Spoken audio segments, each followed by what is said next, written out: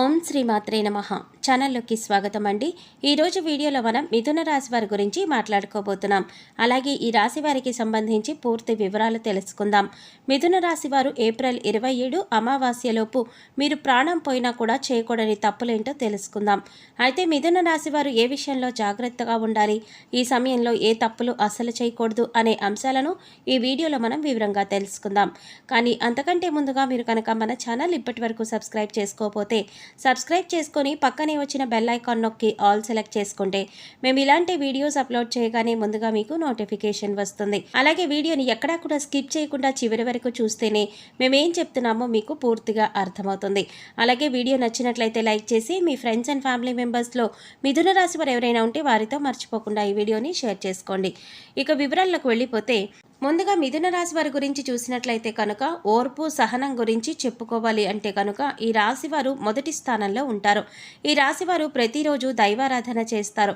వీరు దైవాన్ని ఎక్కువగా నమ్ముతారు. అయితే వీరు దైవబలం తమకు అండగా ఉందని మర్చిపోయి కష్టాలు వచ్చినప్పుడు ఎక్కువగా భయపడిపోతూ ఉంటారు. ప్రతిరోజు దైవారాధన చేసినా మాకు కష్టాలు వస్తున్నాయి అనే ఆలోచనలో ఉంటారు. అయితే కష్టాలు ప్రతి ఒక్కరికి వస్తాయి, కానీ మీకు దైవబలం ఉండడం వల్ల కష్టాల నుంచి చాలా తేలిగ్గా బయటపడతారు. అయితే మీరు చేయవలసిన దైవనామ స్మరణ చేయటం మాత్రం మర్చిపోకూడదు. ఇక మీరు ముఖ్యంగా గుర్తుపెట్టుకోవాల్సిన మరొక విషయం ఏంటంటే ఎదుట వ్యక్తులను గుడ్డిగా నమ్మకూడదు. ఏ అంశంలో తీసుకున్నా, అంటే మీరు కొత్తగా ఏదైనా పని చేయాలనుకున్నా, లేదా మీరు ఏదైనా నిర్ణయం తీసుకున్నా, కొత్తగా బిజినెస్ స్టార్ట్ చేద్దామనుకున్నా, ఇలాగా ఏ సందర్భంలోనైనా సరే మీరు ఎదుటి వాళ్ళని నమ్మి మీ విషయాలని కూడా వారికి ముందుగానే వారితో చెప్తూ ఉంటారు. ఇలా చేయటం వల్ల మీరు అనేక రకాల చిక్కుల్లో పడే అవకాశం ఉంటుంది. కాబట్టి ఏదైనా పని పూర్తయిన తర్వాత మాత్రమే ఎదుటివారితో చెప్పండి. ఇలా చేసినట్లయితే కనుక మీరు ప్రతి పనిలో కూడా విజయం సాధిస్తారు. అలాగే ముఖ్యంగా ఈ రాశివారు తమను తాము నమ్మాలి. అంటే మీ పైన మీకు విశ్వాసం అనేది పెరగాలి.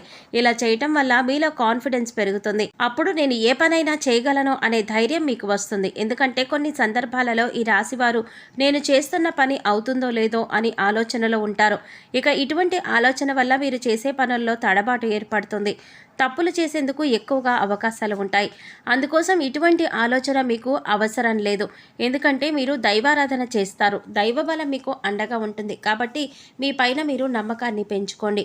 అయితే ఏప్రిల్ 27 అనుకూలమైన రోజుగా చెప్పుకోవచ్చు. మీరు ఏ పని చేపట్టినా కూడా విజయవంతంగా పూర్తి చేస్తారు. అయితే మీరు కొన్ని పనులు చేయకుండా ఉండడం వల్ల ఈ ఫలితాలు మరింత అనుకూలంగా మారి మీకు సత్ఫలితాలు తీసుకొస్తాయి. ముఖ్యంగా మీరు ఈ 5 తప్పులు చేయకుండా ఉంటే ఈ రోజుల్లో మీరు ఏ పని చేసినా కూడా దాంట్లో మీరు సక్సెస్ చూస్తారు. ఇక మీ విజయాన్ని చూసి మీకు మానసిక ఆనందం కలుగుతుంది. మీ విజయం మీకు మాత్రమే కాదు, మిమ్మల్ని నమ్మిన వారికి కూడా, మీ శ్రేయోభిలాషలకి కూడా, మీ కుటుంబ సభ్యులకి కూడా ఆనందాన్ని తీసుకువస్తుంది. ఇక మర్చిపోయి కనుక మీరు ఈ 5 పనులు చేశారంటే కనుక దరిద్రం మిమ్మల్ని వెంటాడుతుంది. అయితే ముఖ్యంగా మీరు చేయకూడని ఈ 5 పనులు ఏంటో వివరంగా తెలుసుకుందాం.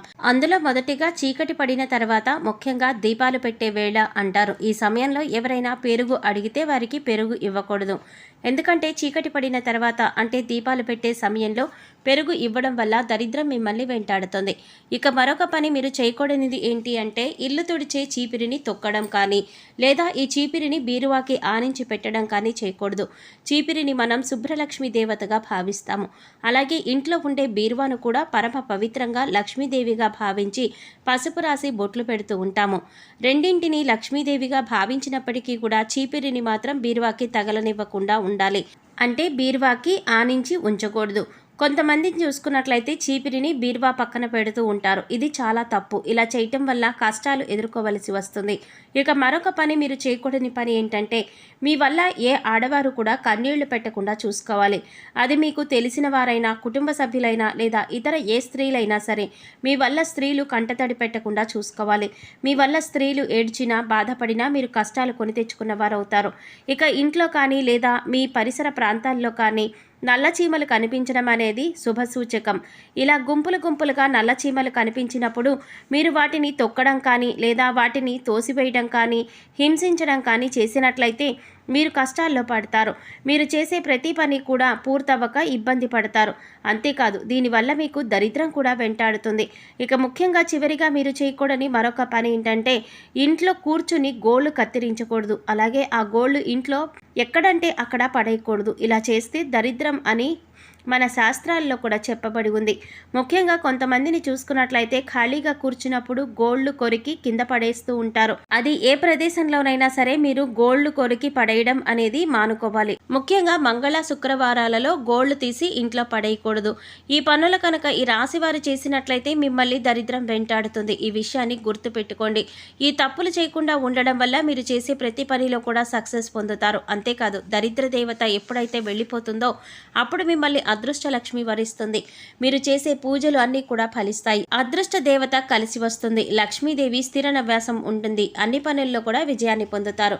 ఇక ఈ సమయంలో అదృష్టం కలిసి రావాలన్నా మరిన్ని సత్ఫలితాలు పొందాలన్నా మీరు చేసుకోవలసిన దేవతారాధన అలాగే పాటించవలసిన పరిహారాల గురించి తెలుసుకుందాం.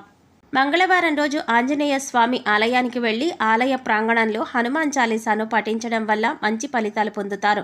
శుక్రవారం రోజు అమ్మవారి ఆలయానికి వెళ్లి అమ్మవారికి చీర, గాజులు, పువ్వులు సమర్పించడం వల్ల మీరు అనుకున్న పనులు దిగ్విజయంగా పూర్తి చేయగలుగుతారు. శనివారం రోజు వెంకటేశ్వర స్వామి ఆలయానికి వెళ్లి స్వామివారికి తులసిమాలను సమర్పించి తులసి దళాలు వేసి నైవేద్యం సమర్పించడం వల్ల అనుకూలమైన ఫలితాలను పొందుతారు. గురువారం రోజు సాయిబాబా ఆలయంలో శనగలు ప్రసాదంగా పంచడం వల్ల గురుగ్రహం యొక్క అనుకూలత పెరుగుతుంది. తెల్ల జిల్లేడు వేర్లతో చేసిన శ్వేతార్క గణపతిని పూజించడం వల్ల మంచి ఫలితాలు పొందుతారు.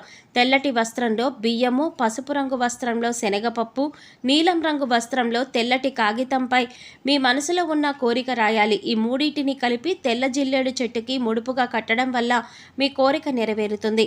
నవగ్రహాలను పూజించి వాటికి అభిషేకం చేయటం వల్ల మంచి ఫలితాలను పొందుతారు. ఇలా వీలు కాకపోతే మహాశివుడికి అభిషేకం చేసి ధాన్యాన్ని గోవుకు పెట్టడం వల్ల మంచి ఫలితాలను పొందుతారు.